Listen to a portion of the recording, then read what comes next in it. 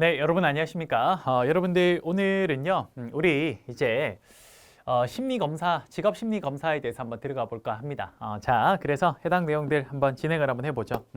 자, 여기 파트는 사실 조금 우리가 통계적인 측면의 내용들이 좀 나와요. 그래서 우리가 그런 내용들을 좀 설명을 할 건데, 근데 너무 또 우리가 거기에 좀 주눅들 필요도 없는 게, 뭐 그렇다 그래서 제가 막 통계를 쓸 건 아니고요. 그냥 아주 간단한 개념들 몇 개만 알면 됩니다. 오케이? 자.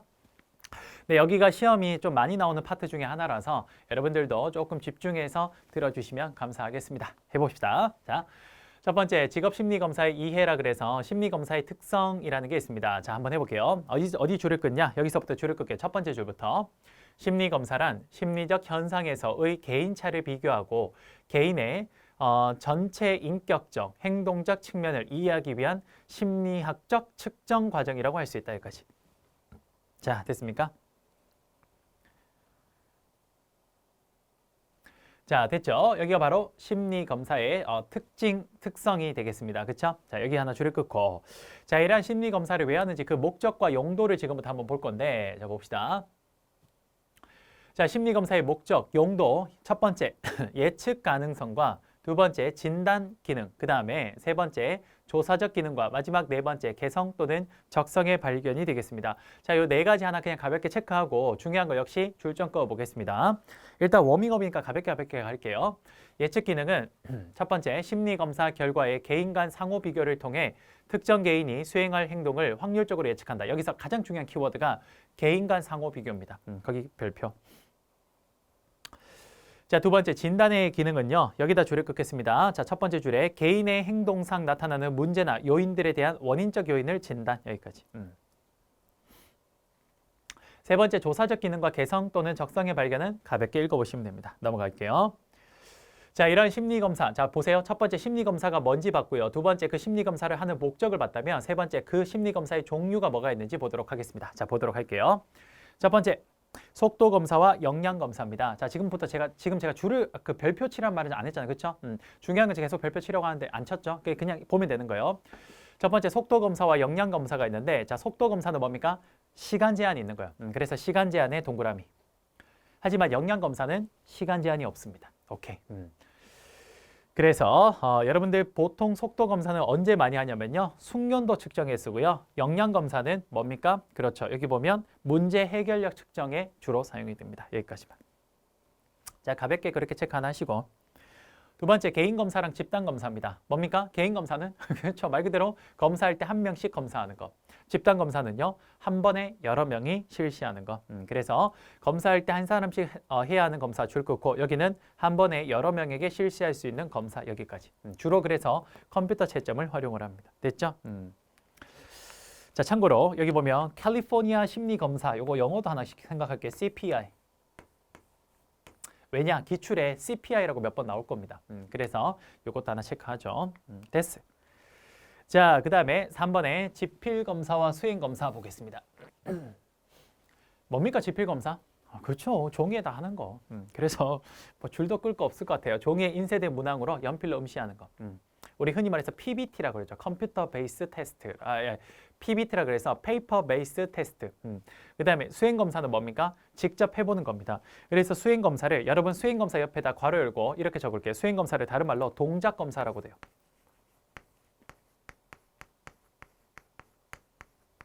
대표적인 게 뭡니까?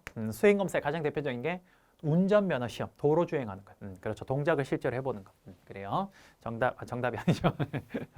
이렇게 체크하시면 될 것 같아요. 오케이. 그냥 가볍게 보겠습니다. 이런 것들은.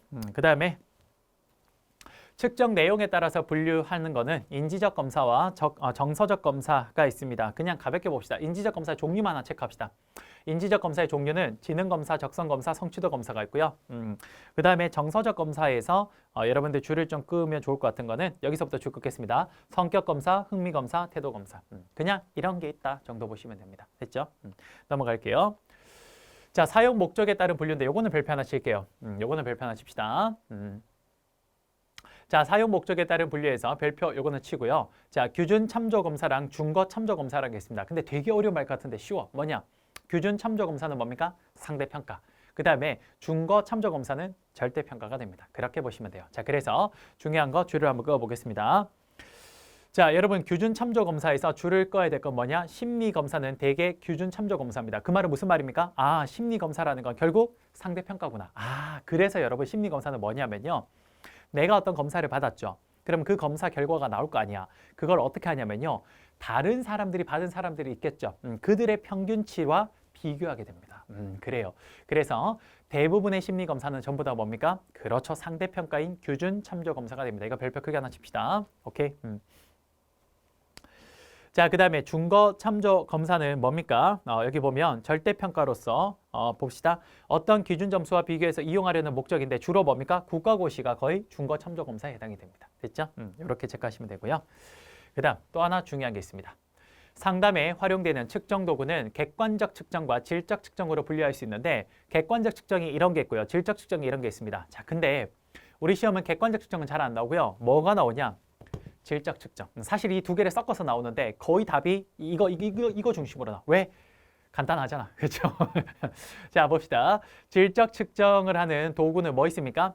첫 번째, 뭐 있어요? 자기 효능감. 그 다음 두 번째, 역할극. 이게 뭐냐? 롤플레잉. 그 다음 마지막, 지노그램. 그쵸. 자기 효능감 척도, 그 다음에 역할극, 지노그램, 그 다음 마지막 카드 분류, 요렇게. 근데 여기서 제일 많이 나오는 게 뭐냐면요. 세 가지가 역할극, 지노그램, 카드 분류입니다. 요 세 개 딱 두고, 자, 이렇게 나와요. 다음 중 상담에서 활용되는 질적 측정 도구가 아닌 것을 이렇게 했을 때 보기 1번 역할극, 보기 2번 지노그램, 보기 3번 카드 분류하고 아닌 것들이 나올 거예요. 오케이? 그래서 요 세 가지 꼭 기억하겠습니다. 제일 중요한 건 역할극, 지노그램, 카드 분류 요 세 가지. 오케이? 요거 하나 체크하도록 하죠. 요건 별표 쳐야 됩니다. 시험에 나오니까. 오케이? 여러분 지노그램이 뭐였습니까?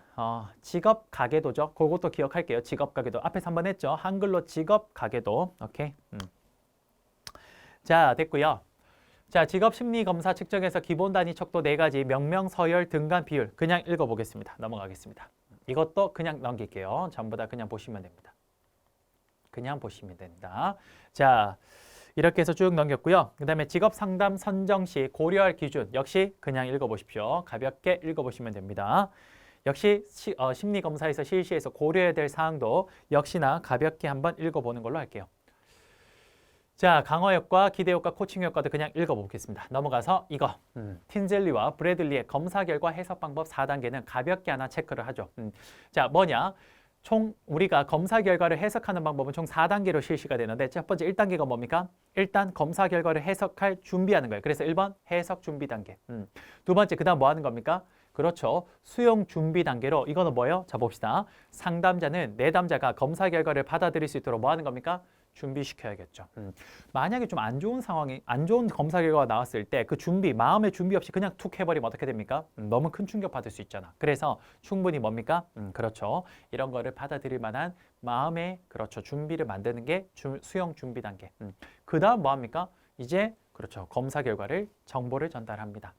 그리고 마지막은 그렇죠. 그 이후에 이 사람이 그 정보를 듣고 난 뒤에 그거에 대해서 어떻게 반응하는지 그걸 나누는 거예요. 그래서 마지막 추후 활동 단계는 상담자는 내담자와 상담 결과에 대해서 이야기를 나누면서 내담자가 어떻게 이해했는지를 마지막 확인하는 단계가 되겠습니다. 요 4단계는 하나만 기억할게요. 첫 번째 뭐라고? 해석 준비 단계. 두 번째 뭐라고? 받아들일 준비를 하는 수용 준비 단계. 세 번째는 정보 전달하기. 마지막 뭡니까? 추수 단계. 그렇죠? 추후 일정 단계.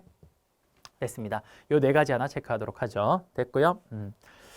자, 그 다음에 이것도 넘어가고 자, 부정적인 심리 검사 결과가 나온 내담자에게 검사 결과를 통보하는 방법입니다. 자, 그 통보하는 방법은 이 지금 보시는 5가지가 있는데 이 중에서 시험에 가장 많이 나왔던 게 4번입니다. 볼게요.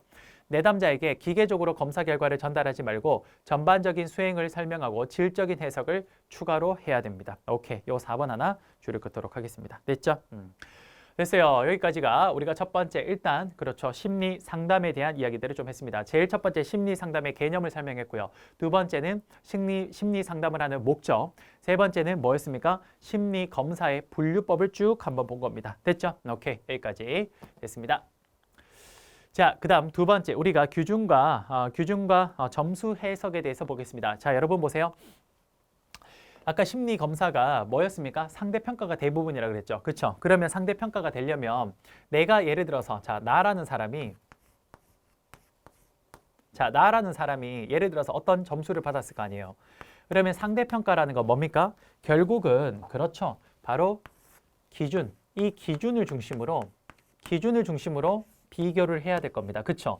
이때 기준점을 제공하는 요걸 뭐라고 하냐? 요걸 규준이라고 합니다. 규준. 그래서 우리는 뭡니까? 그렇죠. 바로 규준을 일단 알아야 되고 두 번째 나의 점수가 나왔을 때 이걸 두 개를 비교하면서 해석하는 게 필요하잖아요. 그렇죠? 그래서 우리는 규준과 점수 해석이라는 게 그 다음 나오는 거예요. 이해되십니까? 그러니까 처음에 우리가 상담 심리가 뭔지, 심리 상담이 뭔지 그거부터 일단 설명하고 왜 하는지 목적 받고 세 번째 그거에 어떤 종류가 있는지 쭉 봤잖아요. 그렇죠? 이제 그러면 그 점수 심리 검사의 결과 나의 점수가 나올 거 아니야. 그치?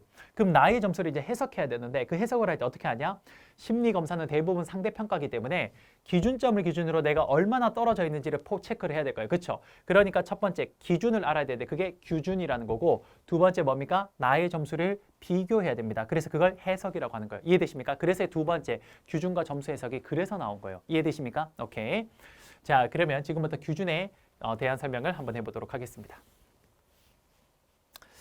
자, 여러분들 첫 번째 줄을 한번 그어보겠습니다. 첫 번째, 심리검사 점수는 흔히 표준화된 집단의 검사 점수와 비교함으로써 여기까지가 무슨 말입니까? 여기까지가 무슨 말이에요?